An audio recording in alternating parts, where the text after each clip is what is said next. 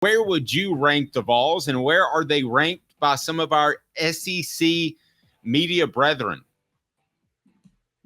So Tennessee, and again, some of these are analytical and some of these are just analysis based, which are obviously totally different. So going through the last couple of days with some ESPN rankings, a guy we are fans of, Mark Schlabach, came out with his post-spring national power rankings, and he moved Tennessee up one spot from number 16 to number 15. But the SP Plus rankings, which are much more analytical, actually dropped Tennessee from number 15 to number 16. This is very middle of the pack for them in the SEC. Schools like Georgia, Texas, Alabama, Ole Miss, LSU, I believe even Missouri and Texas A&M and Oklahoma are all ahead of them, except for Mark Schlabach has Oklahoma behind Tennessee. But the other ones, they do have a bunch of schools ahead of them. So there's a lot of ideas that Tennessee is very middle of the pack right now in the SEC. Middle of the pack seems like a bit of an insult to me. Is it not to you? Does Tennessee not seem better than that to you?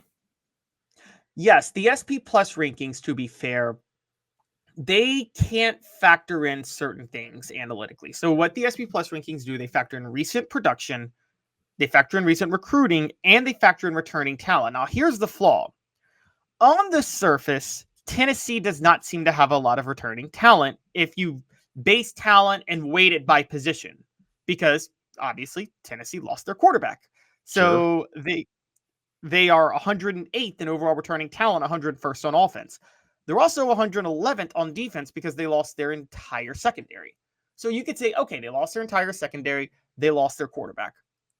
They're returning everywhere else, though, and what this analytical data can't quantify is that where they are not returning players, you and I believe they're about to have a massive upgrade at that positions, at least at quarterback, and I think they're going to have an upgraded secondary too. No, I agree. And I want to make today's tough question. And where would you like the Vols ranked in the preseason? Okay, so this is a little bit different. So, Caleb, let me ask you first, where would you rank the Vols in the preseason, both in respect to the NCAA and SEC? Me personally, I would rank the Vols number 8. Number 7. Excuse me, number 7.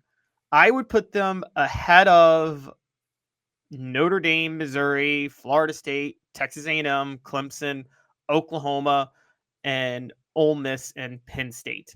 And I'd actually put them ahead of Michigan, because I think even though Michigan has a lot more first-round talent returning this year, they lost a lot of talent behind them. So I would have Tennessee behind Georgia, Ohio State, Oregon, Texas, Ole Miss, and LSU. So Travis says I'm ranking them preseason national champions. Sure. Yeah, you can do that. And they might be that. But would you rather go in as a little bit of an underdog, or has that ship sailed, Caleb? I mean, Alabama went into seasons, and Georgia does, as the dominant team. They're picked number 1. Well, they have the talent 1 through 85 to be able to live up to that. I don't think Tennessee has that yet. So would you rather Tennessee be ranked in the AP and coaches poll somewhere else so maybe they could sneak up on somebody like in Oklahoma? Or does that matter? So where would you like the Vols ranked in the preseason? 1 through 5, 33%, 6 through 10, 17%, 11 through 15, 33%, 16 through 20 gets 17%. You can vote on our poll question on the YouTube page. And it's brought to you by our good friend, Don Self. Don Self, State Farm customer service still matters. For over 40 years, Don's built his business on taking care of their customers. When claims come, he takes care of that. In the greater Chattanooga area, he's got your back. Collegedale and Ooltewah, donself.net, donself.net. If there's a way that Tennessee could be rated in the low teens or high 20s, I think it would be an advantage for them. I think it was an advantage for them in 2022 when they were the young come-up-and team and they wanted to win, but you didn't know if they could. I think that's the right mentality for a team to have. I think that's the right mentality for its fan base to have. Tennessee, as much as I like their talent, is not to the point where they can be pointed to by every single opponent, Caleb, and expect to win those games. You would like to fly under the radar occasionally if you still can. I don't think after this year with Nico, they're ever going to be able to fly under the radar again. Maybe they can the first half of the season. Is that crazy talk by me? You make a great point, but I'm going to say this: teams, I have national championship expectations for Tennessee. Nobody wins a national title flying under the radar, and if that's the only time you're able to win the national title, then you are not built like a championship football team. I'll say this. I think it's a major indictment of the Philip Fulmer era that his one national title came in '98, the 1 year Tennessee was flying under the radar. It's easy to motivate your team when they're underdogs. It's easy to get yourself ready to play. It's harder to do it when you have people circling you. But this is actually, and I just want to get philosophical for a minute. This is why you see a lot of teams that win one championship end up winning 2 or 3 or 4 because they were that good in the beginning. One, they were that good in the beginning, but 2, okay. They know how to maintain the level of motivation that they need to maintain, no matter what the issue is. How often did you cover the Fulmer teams, Dave, where they would lose to a top 20 team at home by 40, but then they'd go to a top 5 team on the road and be double-digit underdogs and win? And everybody would be like, oh, it was so great they won as a big underdog. But it's like, yeah, but they also lost this other game in a blowout loss at home that they shouldn't have lost. And the mark of a good coach is you've got to keep your kids motivated week in and week out. You've got to have, I don't think Michael Jordan and the Bulls were flying under the radar by their 3rd championship. The Patriots and Tom Brady were never flying under the radar. No, I don't think so either. Go ahead and hit that like and subscribe button. Get on board now, and we would love to get your take. Where would you like the Vols rated? You make a good point. Football may be the one sport that you can't fly under the radar and win the championship, because at the end, it's mano y mano, and I can out scheme you a little bit, but I can't out scheme you in the championship game, because surely to goodness my opponents used everything they got, right? So yeah, you're right. In basketball, you can be a hot 3-point shooting team.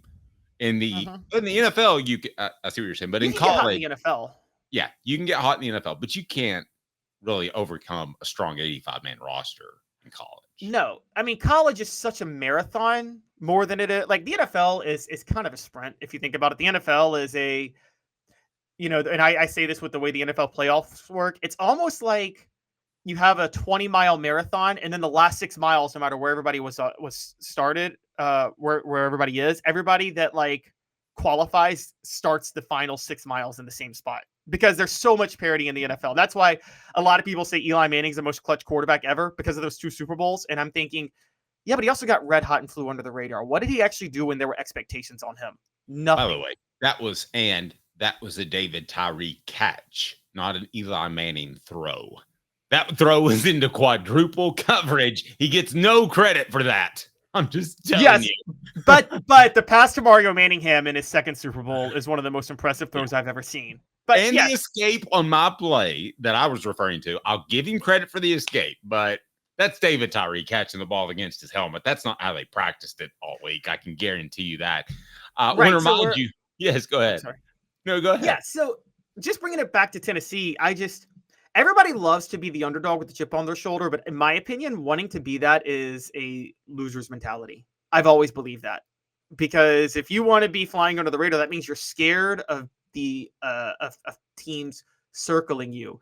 And just one quick stat I learned, somebody told me this about Michael Jordan one time. He found ways to motivate himself, but he also found ways to motivate other players, because Michael Jordan, he didn't want to be the underdog. He wanted you at your best, so that way when he beat you, you knew you couldn't do anything to beat him. Yeah. He's pretty motivated.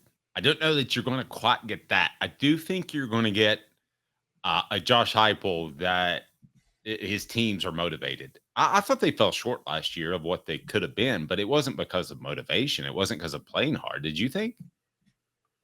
No, they played hard the whole time. I think last year's team had moments where when things started to go wrong, they spiraled. And I think that's partially a problem with Josh Heupel's teams. And this isn't based on his coaching. This is Dave, when you run so much tempo and everything's so at such a fast pace, that can work against you if things go bad a little bit, because then they can spiral really, really, really fast too. And I think in Josh Heupel's case, they spiraled really, really fast a lot of times. Very true. Hit that like and subscribe button. It appears as if Stephen Green has just found the channel. Love the channel. Y'all know knowledge of the Vols is incredible. We appreciate that. Be sure and hit the subscribe button.